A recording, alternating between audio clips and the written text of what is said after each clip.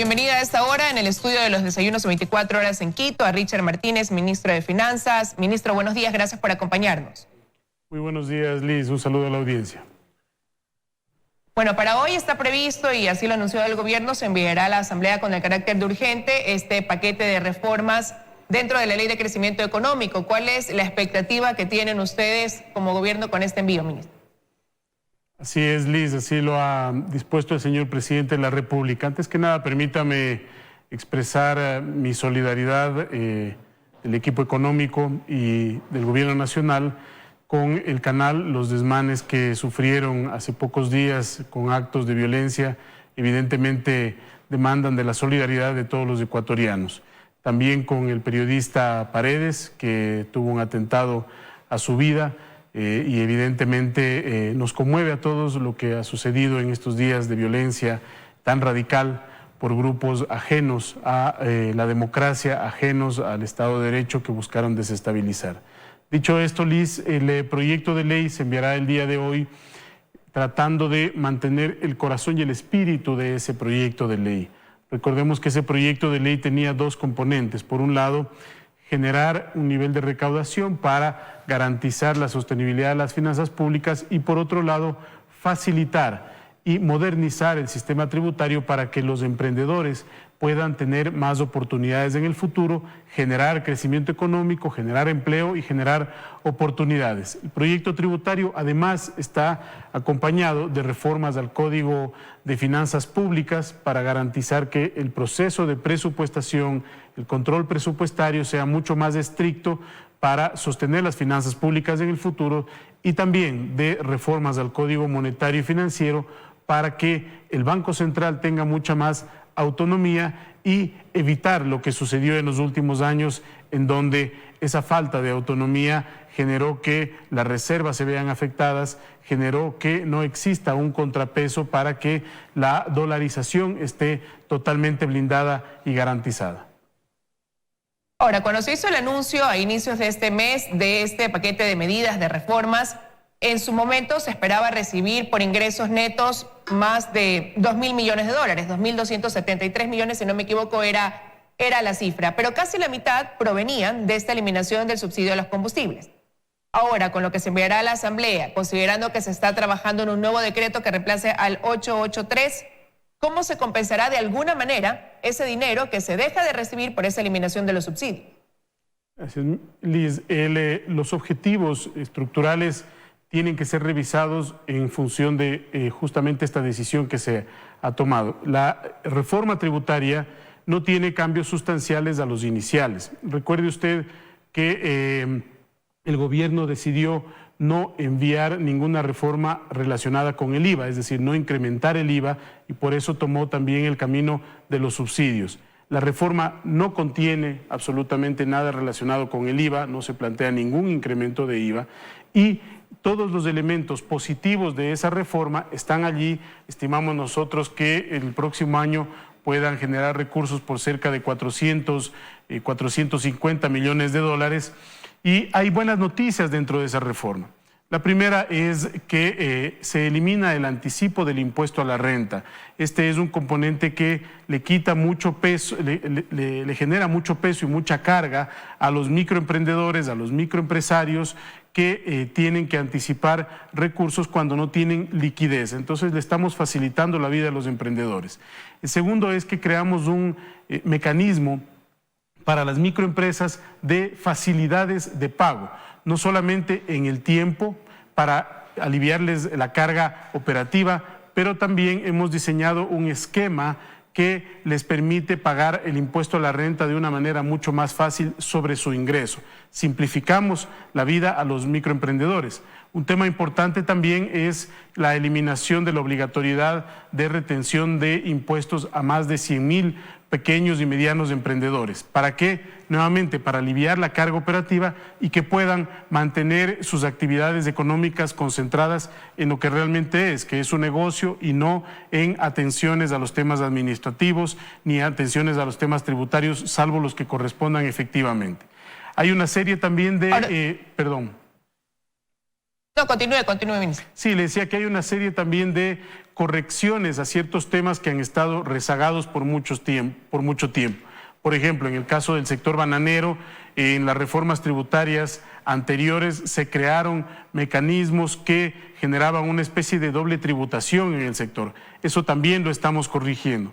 Y en el caso del sector exportador, que es un amplio sector generador de divisas, estamos diseñando un mecanismo que permite restablecer y compensar la competitividad a través de devolución automática de impuestos, como se lo hace en otros países, que son impuestos que no se pueden cargar o trasladar hacia el consumidor final en el exterior. El sector exportador tiene una dinámica muy diferente en ese sentido. Por el otro lado, por el lado de la recaudación, también se modifica la fórmula inicial que habíamos previsto de contribución de las empresas durante 3 años, para hacerla un poco más escalonada, pero también para ampliar la base de empresas que van a pagar. Entonces, las empresas que tienen hasta $1 millón de facturación registrado en el año 2018 no pagarán o no contribuirán. Esto es para, nuevamente, favorecer y blindar a las microempresas y a las pequeñas empresas. Luego, las empresas que tienen entre 1 millón y 5 millones de operación, de ingresos operacionales en el año 2018, contribuirán con un 0,1% de su ingreso, de ese ingreso registrado en el 2018. Las que facturan entre 1 millón y 5 millones, 0,1%, entre 5 millones y 10 millones, 0,15% y más de 10 millones, 0,2% del total de ingreso. Eso nos permite tener anualmente durante los próximos 3 años cerca de 170, 180 millones de dólares de recaudación. Entonces, hemos buscado un equilibrio dentro de esa reforma tributaria, insisto, para no perder el enfoque y el punto neurálgico de esa reforma, que es la facilitación de la inversión, la facilitación del emprendimiento y también garantizar recursos para la sostenibilidad fiscal. Ahora, ¿varían algo también dentro de esa reforma? Se incluían ciertos aspectos relacionados con el campo social, como el mantener el bono de desarrollo humano, la ampliación del plan Casa para Todos con créditos hipotecarios a una tasa mucho más baja. Ese tipo de cosas se mantienen una vez que usted ha dicho que se ha tratado de mantener el corazón de estas reformas que fueron anunciadas a inicio de mes.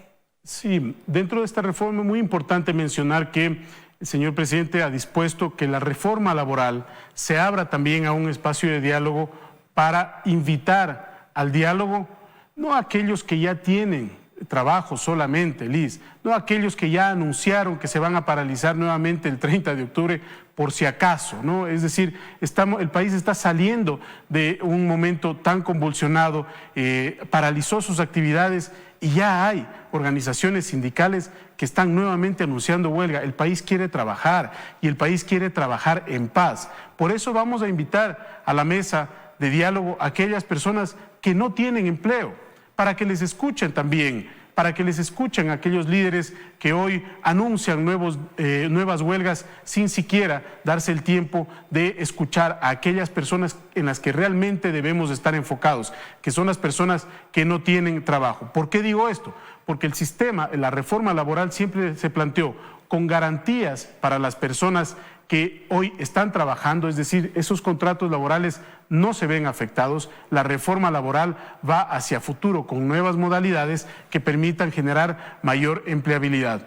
Les han mentido mucho a los ecuatorianos en estos días. Les dijeron que se van a bajar los salarios básicos unificados. Eso es falso. Les dijeron también que el gobierno entregaba una bonificación a los venezolanos. Eso también es falso. Así como es falso que el gobierno les ha regalado 4.000 millones de dólares a los grupos empresariales. Esa remisión generó una recaudación para el Estado ecuatoriano de 1.250 millones de dólares. Es decir, el Estado recaudó 1.250 millones de dólares y el 99.5% de las personas y empresas que se acogieron a la recaudación y a la remisión tributaria fueron pequeños y microempresarios. Usted decía los temas sociales. Recordemos que el programa, el conjunto de decisiones tenía 3 ejes. Por un lado, el tema tributario, laboral, que es la reforma que estaba inicialmente planteada a la Asamblea. Hoy va a ir lo tributario, lo laboral, que era el diálogo. El segundo componente, que tiene que ver con la focalización de los subsidios, que es el decreto que ya se derogó, y el tercer componente, que era ampliar la base de protección social. Cuando se deroga el decreto, todo tiene que ser recalibrado. En consecuencia, la ampliación de la base de protección social va a depender también de cómo culmine el proceso de diálogo en su instrumentación. Recordemos que este diálogo es para encontrar los mejores mecanismos de focalización para generar justicia para los más pobres. Ese es nuestro objetivo. En consecuencia... Ahora, pero ministro, cuando se tomó esa medida de eliminar... Cuando se tomó esa medida de eliminar el subsidio de los combustibles, se la tomó por la necesidad que había de implementar una medida, ustedes decían, en ese sentido, dadas las condiciones del país. Ahora se abrió una mesa de diálogo para eso y se preveía que en unos cuantos días estuviera un nuevo decreto que reemplace al 883. Pero de parte de los asesores de la CONAIE, ahora dicen que no, que será en unos 4 o 5 meses. Entonces, usted acaba de decir, vamos a ampliar esa mesa de diálogo. ¿Cuánto tiempo realmente tomará ya tener un decreto que reemplace el 883, que focalice esos subsidios y que permita esa recaudación de dinero que el gobierno tenía previsto? Mire, creo que aquí hay una confusión muy grande respecto de los asesores de la CONAIE o los propios dirigentes en cuanto al manejo de la política económica. El manejo de la política económica está trazado por el gobierno nacional. Una opción de diálogo en la mesa para tratar el tema de combustibles se ha abierto para discutir específicamente eso. Si estos asesores que usted menciona, a quienes no he escuchado, consideran que ellos van a marcar los tiempos o que ellos van a marcar los temas de agenda, están en un error. El gobierno nacional ha extendido la mano para el diálogo, pero tampoco puede someter las decisiones de política económica a otro tipo de intereses, que ya los vimos en estos días. Había un interés legítimo de reclamar por la afectación de las decisiones de muchos ecuatorianos, ¿no es cierto? Pero también hubo muchos ecuatorianos más que pedían paz y que pedían diálogo. ¿Por qué? Porque vieron que grupos violentos se tomaron el concepto de la protesta social para desestabilizar al gobierno. Entonces, si hay personas que quieren caer nuevamente en ese juego o generar ese juego nuevamente, pues eso ya quedará en manos de ellas. Lo que el gobierno nacional tiene que hacer es responsablemente abrir un espacio de diálogo de corto tiempo para tomar una decisión que reemplace al 883 y seguir dialogando para perfeccionar los instrumentos que puedan implementarse para ese nivel de decisión. Una cosa es decidir cómo vamos a focalizar, por ejemplo, y otra cosa es la implementación en esa focalización. Entonces, la implementación de esa focalización para ciertos grupos determinados, para ciertas áreas determinadas, dado que requiere instrumentos tecnológicos, por ejemplo, eso puede tardar más tiempo. Pero no es el objetivo en este momento abrir la agenda a 40 temas, porque eso lo único que va a hacer es desviarnos de un objetivo concreto y específico. Y el gobierno nacional... Ministro, pero realmente ¿cuánto tiempo va a tomar? Porque con la eliminación de los subsidios tenían previsto la recaudación de 1.400 millones de dólares, una cifra importante.